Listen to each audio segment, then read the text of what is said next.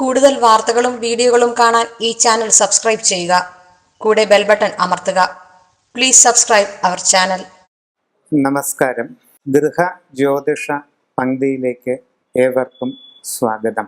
ഓരോ നാളുകാരും അവരവരുടെ ഭവനത്തിന്റെ ഉത്തമമായ മുമ്പോട്ടുള്ള ഗതിക്ക് ശ്രദ്ധിക്കേണ്ടതും പരിപാലിക്കേണ്ടതും മാറ്റം വരുത്തേണ്ടതുമായ കാര്യങ്ങൾ എന്തൊക്കെയാണ് എന്നുള്ളതിനെ സംബന്ധിച്ച് ചില നിരീക്ഷണങ്ങളാണ് ഇവിടെ പറയുന്നത്. പൂരുരുട്ടാതി നക്ഷത്രക്കാർ തെക്ക് ദിക്കിൽ ദർശനമായുള്ള വീട്ടിൽ താമസിക്കാം.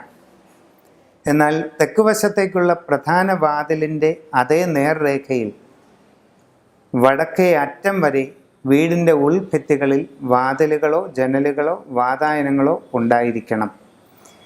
തെക്ക് ദിക്കിലേക്കുള്ള വാതിൽ തുറന്നിടുമ്പോൾ അതിലൂടെ നോക്കുന്ന ഒരു വ്യക്തിക്ക് വീടിൻ്റെ വടക്കേ അറ്റം വരെ കാഴ്ച തടസ്സപ്പെടുത്താതെ ലഭിച്ചിരിക്കണമെന്ന് സാരം. അടുക്കളയുടെ സ്ഥാനം കിഴക്ക് ദിക്കിൽ മധ്യത്തിലാകാം, അഥവാ തെക്ക് കിഴക്ക് അഗ്നികോണിലുമാകാം. വീടിൻ്റെ പ്രധാന കിടപ്പുമുറി തെക്കു പടിഞ്ഞാറ് ഭാഗത്തോ വടക്കു പടിഞ്ഞാറ് ഭാഗത്തോ ആകാം. വിദ്യാർത്ഥികളുടെ മുറി വടക്ക് മധ്യഭാഗത്തായിരിക്കുന്നതാണ് ഏറ്റവും നല്ലത്. വളരെ സുന്ദരമായ ഒരു പഗോഡ വിളക്ക് അതിനുള്ളിൽ ഉണ്ടായിരിക്കുന്നത് എന്തുകൊണ്ടും നന്നായിരിക്കും. ലക്കി ബാംബു വീടിൻ്റെ ടെറസിൽ തെക്ക് കിഴക്കേ മൂലയിൽ സ്ഥാപിച്ചിരിക്കുന്നതും ഉത്തമമാണ്. വീടിൻ്റെ ജലസംഭരണി തെക്കു പടിഞ്ഞാറോ തെക്ക് കിഴക്കോ ഭാഗത്ത് വരാതെ ഇരിക്കുന്നതിൽ പ്രത്യേകം ശ്രദ്ധിക്കേണ്ടതുണ്ട്.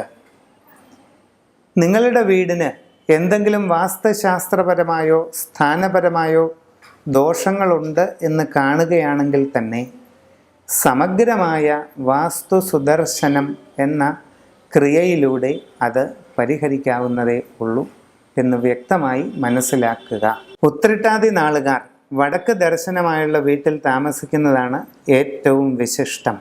അടുക്കളയാണെങ്കിൽ വടക്ക് കിഴക്കേ മൂലയിൽ വന്നു ചേരുന്നത് ഉത്തമമാണ്. കിഴക്കോട്ട് ദർശനമായി നിന്ന് പാചകം ചെയ്യുന്നതായിരിക്കും ഏറ്റവും വിശിഷ്ടം.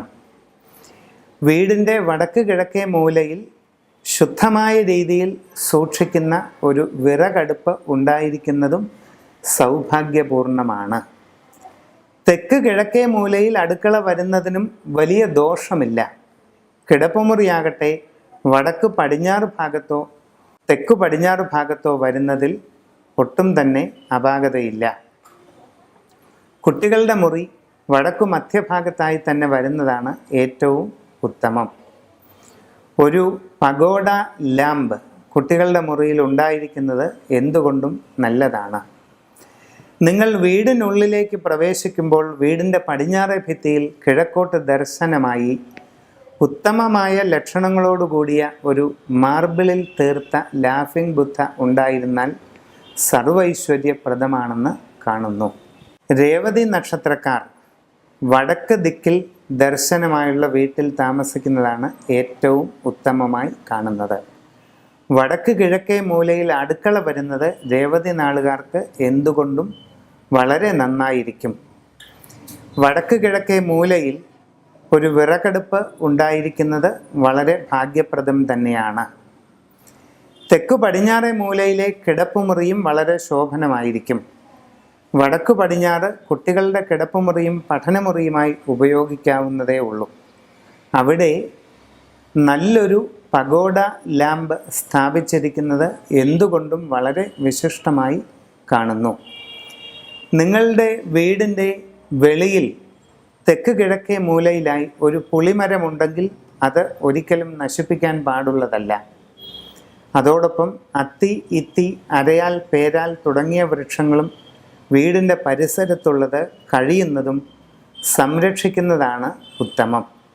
നിങ്ങൾ കാലങ്ങളായി താമസിച്ചു വരുന്ന നിങ്ങളുടെ വീട്ടിൽ എന്തെങ്കിലും ഗണിതശാസ്ത്രപരമോ വാസ്തുപരമോ ആയ ദോഷങ്ങളുണ്ടെന്ന് കാണുകയാണെങ്കിൽ തന്നെ അത് ഉടനെ ധൃതിയിൽ ഒരു പൊളിച്ചു പണിക്ക് ഒരുങ്ങേണ്ടതില്ല. പകരം സമഗ്രമായി ചെയ്യുന്ന വാസ്തു സുദർശന ക്രിയയിലൂടെ അത് പൂർണ്ണമായും പരിഹരിക്കാവുന്നതേ ഉള്ളൂ എന്ന് മനസ്സിലാക്കുക. കൂടുതൽ വാർത്തകളും വീഡിയോകളും കാണാൻ ഈ ചാനൽ സബ്സ്ക്രൈബ് ചെയ്യുക. കൂടെ ബെൽ ബട്ടൺ അമർത്തുക. Please subscribe our channel.